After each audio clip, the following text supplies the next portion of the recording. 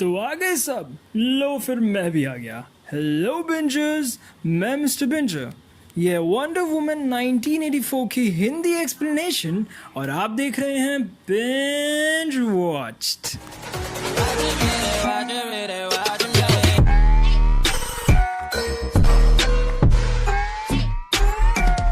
अब ये मूवी की शुरुआत में हमें डायना प्रिंस दिखाई जाती है, जो कि सबसे छोटी होकर भी अमेज़न के महान फाइटर के कंपटीशन में पार्टिसिपेट कर रही होती है, जहां उसे 4 टास्क करने होते हैं। लेकिन बीच में ध्यान भटकने की वजह से उसका घोड़ा भाग जाता है और उन 4 टास्क में से एक टास्क इनकम्प्लीट छोड़कर वो जब आखिरी टास्क करने वापस सबके बीच आती है, तब उसकी ट्रेनर उसे रोक कर कहती है कि शॉर्टकट यूज करने से कोई महान फाइटर नहीं बन पाता।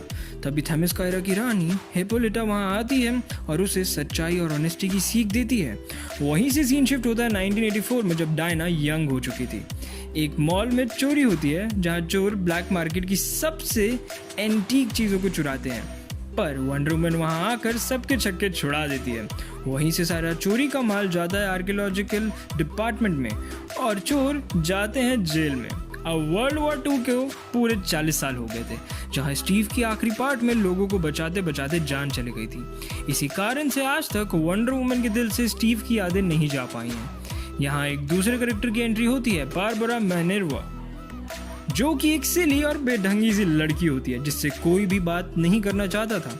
ये भी उसी ऑफिस में जियोलॉजिस्ट थी जहाँ डायना प्रिंस आर्कियोलॉजिस्ट थी। एक दिन डायना इसके बिखरे हुए पेपर्स उठाने में मदद कर रही होती है, तब वहाँ की हेड आकर इन्हें बताती है कि एंटीक सामानों में से कुछ ऐसी चीज़ें हैं जिनके बारे में हमें कोई जानकारी नहीं, तो उनके दाम लगाने के लिए उनकी इन्फॉर्मेशन चाहिए है। ये बात डायना भी सुन लेती है और वो दोनों जाते हैं बारबरा के ऑफिस में, जहाँ डायना को एक पत्थर की चीज़ दिखती है जिस पर लैटिन में कुछ लिखा हुआ था। और क्योंकि डायना बहुत सारी भाषाएं जानती थी, इसलिए वो पढ़ लेती है और बताती है कि एक ऐसा पत्थर है जो एक बार किसी की भी कोई भी विश पूरी कर सकता है, बट उसके बदले में आपका भी कुछ ले लेगा। तभी ऐसे ही डायना उस पत्थर को पकड़कर स्टीव को वापस मांगती है और तभी हमें स्टीव की घड़ी जो डायना के पास आज भी थी उसमें टिकिंग शुरू हो जाती है। इसका मतलब था कि ये सब सच है। लेकिन ऑफिस के बाद डायना प्रिंस और बारबरा साथ में बैठकर बातें कर रहे होते हैं। तभी बारबरा को डायना का हाव भाव बहुत पसंद आता है और वो सोचती है कि काश वो भी डायना प्रिंस जैसी कॉन्फिडेंट होती। जब वो घर जा रही होती है तभी वहाँ एक गुंडा आ जाता है जो उसे परेशान करने लगता है, पर वहीं डायना प्रिंस आ जाती है और उस गुंडे को एक लात मार के उसके चारों खाने चिट कर देती है। और बारबरा के पूछने के बाद वो कुछ उल्टा पुल्टा जवाब देकर चली जाती है, पर डायना प्रिंस से प्रभावित होकर वो ड्रीम स्टोन से वरदान मांग लेती है और अगले ही दिन से उसके चलने के ढंग और बात करने के तरीके में बहुत चेंज आ जाता है और सेंटर ऑफ इंटरेक्शन बन जाती है। वहीं कुछ ही दिन में वहाँ मैक्सवेल आता है, जो कि एक काफ़ी बड़ी ब्लैक गोल्ड कॉर्पोरेशन का मालिक होता है। वो काफ़ी बड़ी डोनेशन देता है और म्यूजियम में एक गाला पार्टी भी रखवाने कहता है। इस म्यूजियम से जब मैक्सवेल अपनी कंपनी पहुंचता है, तब वहाँ उसका इन्वेस्टर उसे गालियां देने लगता है और उसके सारे पैसे 2 दिन में वापस देने कहता है, पर मैक्सवेल इसके लिए तिगड़म लगा चुका था।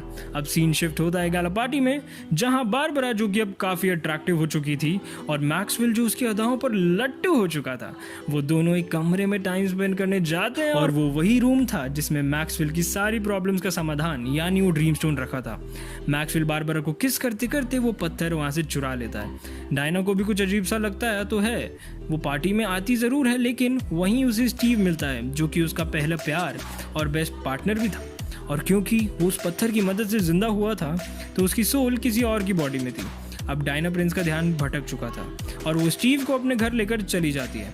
वहीं मैक्सवेल उस पत्थर से विश मांगता है कि वो खुद एक चलता फिरता विश मास्टर बन जाए और तभी वो पत्थर मिट्टी में बदल जाता है। और अगली ही सुबह डायना और स्टीव जाते हैं एरोनॉटिक्स प्लेस एक्सप्लोर करने और स्टीव वहाँ खड़े सारे प्लेन्स को देखकर काफ़ी चौंक जाता है। वहीं दूसरी तरफ मैक्सवेल जाता है उसके इन्वेस्टर साइमन के पास और उससे एक विश मांगने कहता है। तो वो मांगता है कि उसके सारे ऑयल वेल्स में से तेल निकलने लगे, लेकिन क्योंकि मैक्सवेल बदले में कुछ लेगा तो वो साइमन से उसकी पूरी कंपनी ही ले लेता है। डायना प्रिंस अब जान चुकी थी कि वो पत्थर कितना शक्तिशाली और खतरनाक है, तो वो उस पत्थर को लेने जाती है, पर वहाँ बारबरा बोलती है कि उसने वो पत्थर तो मैक्सवेल को दे दिया। उन दोनों के बीच कुछ अनबन होने के बाद डायना मैक्सवेल से वो पत्थर लेने जाती है ब्लैक गोल्ड कॉर्पोरेशन में, जहाँ मैक्सवेल नहीं था। पर छानबीन करने के बाद डायना को उस ड्रीम स्टोन का एक एक्सटर्नल पीस मिलता है, जिससे इसका शक यकीन में बदल जाता है कि ड्रीम स्टोन मैक्सवेल के पास ही है। और वहाँ पड़ी मैगजीन से पता चलता है कि वो जस्ट अभी कायरो के लिए निकला है, क्योंकि वहाँ दुनिया के सबसे बड़े ऑयल वेल्स हैं। तभी स्टीव और डायना एक जेट चुराकर निकल जाते हैं कायरो के लिए। अब हम बारबरा को देखते हैं जो उसी लोकल गुंडे को मार मार के बुरा हाल कर देती है। यहाँ हमें पता चलता है कि उससे पावर्स के बदले में अपनी अच्छाई गंवानी पड़ती है। वहीं मैक्सवेल पहुंच चुका होता है कायरो ऑयल वेल्स के ओनर के पास और उससे एक विश मांगने कहता है और बताता है कि बदले में वो भी कुछ लेगा। तो ओनर कहता है कि उसे उसके पुरखों की ज़मीन भी हथियानी है, जो एट प्रेजेंट मोमेंट गवर्नमेंट के पास है। तो उसके ज़मीन के अराउंड एक बड़ी सी दीवार खड़ी हो जाती है, बट बदले में मैक्सवेल उससे उसके सारे ऑयल वेल्स मांग लेता है। पर यहाँ आता है कहानी में ट्विस्ट। वो आदमी बताता है कि उसके कल ही अपने सारे ऑयल वेल्स बेच दिए थे। तो मैक्सवेल गुस्से में आकर उसकी सारी सिक्योरिटी अपने साथ ले जाता है और जिस रास्ते से वो जा रहा था उसी रास्ते से डायना, प्रिंस और स्टीव कायरो पहुंच रहे थे। डायनो के आई कांटेक्ट होने के बाद डायना अपने पूरे वंडर वुमन वाले रूप में गाड़ी से बाहर निकलती है और काफ़ी शानदार फाइट के बाद वंडर वुमन को पता चलता है कि स्टीव के बदले में उसकी पावर्स कम हो रही हैं और वो काफ़ी वीक हो चुकी है। यहाँ पर उसने मैक्सवेल की आधी सिक्योरिटी को ख़त्म कर दिया था, लेकिन फिर सीन शिफ्ट होता है बारबरा पर, जो उस पत्थर के बारे में स्टीव और डायनो को इन्फॉर्मेशन दे रही होती है। वो बताती है कि इस पत्थर के ख़त्म करने के दो ही तरीके हैं, या तो इसे तोड़ दिया जाए या मांगी हुई विश वापस दे दी जाए। और वो ये भी बताती है कि एक इंडियन मनोज नाम का आदमी इसके बारे में काफ़ी जानता है। तो वो तीनों उसके पास पहुंच जाते हैं। तो उनको वहाँ से पता चलता है कि ये पत्थर एक झूठ और मक्कारी के गॉड ने बनाया था और यही पत्थर हर युग के अंत का कारण बना था। और डायना निकल जाती है अमेज़न की सबसे शूरवीर वॉरियर का आर्मर लेने। वहाँ से सीन शिफ्ट होता है मैक्सवेल पर, जो अपने बेटे से विश मांगने कहता है और वो मांगता है कि उसके पापा सबसे बड़े आदमी बन जाए। अब इससे बड़ा क्या होता है, सॉरी। और इसे सुनकर मैक्सवेल और परेशान हो जाता है कि उसके बच्चे ने ये क्या मांग लिया और वो पहुंच जाता है उस प्रेसिडेंट के पास।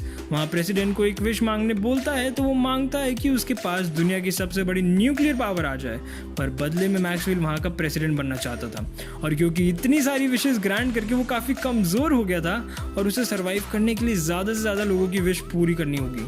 तभी उसे वहाँ एक पाइम पार्टिकल से बना ब्रॉडकास्टिंग सिस्टम दिखता है, जिससे वो एक ही बारी में पूरी दुनिया में अपनी बात पहुँचा पाएगा।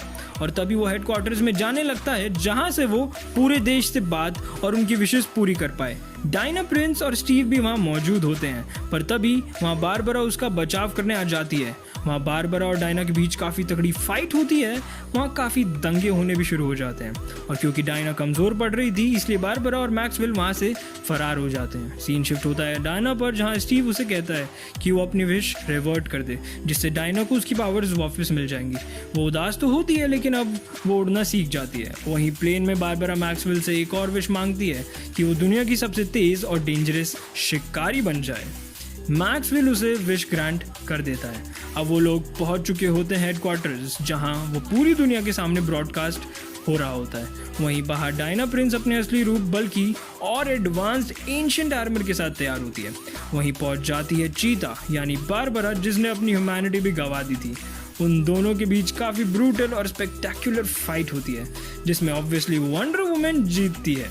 पर बारबरा के बेहोश होने के बावजूद डायना उसे ड्रॉन होने नहीं देती, बल्कि शोर पर लेकर लेटा देती है और वो जाती है मैक्सवेल के पास, जहां वो लोगों की विशेष पूरी करनी शुरू कर चुका था और बदले में काफ़ी स्ट्रांग हो चुका था। वंडर वुमन उसे रोकने की काफ़ी कोशिश करती है, लेकिन वो ब्रॉडकास्ट रोकना अब नामुमकिन था। इसलिए वो उसी का यूज़ करके पूरी दुनिया को रिक्वेस्ट करती है कि अपनी विशेष रिवर्ट कर लें, क्योंकि उसके बदले में उन्हें उनका कुछ ना कुछ इम्पॉर्टेंट या बीलव की कीमत चुकानी पड़ेगी। साथ ही साथ इस युग का अंत भी करीब आ रहा था और वो अपनी पावर से सबको उनके फ्यूचर की एक झलक दिखलाती है। तो मैक्सवेल को भी अपने बेटे की वैल्यू नज़र आती है और वो ये सब छोड़कर चले जाता है अपने बेटे के पास और सारी दुनिया में जो जो मांगा था वो सब रिवर्स हो जाता है। सब कुछ अपनी सही जगह पहुंच जाता है और ये मूवी यहीं ख़त्म हो जाती है। इसके पोस्ट क्रेडिट सीन में हमें एक और वंडर वुमन दिखाई देती है, जो नन अदर देन एस्टीरिया थी। ये वही सोल्जर है जिसका आर्मर डायना, प्रिंस ने यूज़ किया था। अब फाइनली मूवी ख़त्म होती है, पर ये वीडियो नहीं, क्योंकि अरे डायलॉग बोलना है ना यार। Please like, subscribe and share. With that said, signing off, keep watching, binge watched.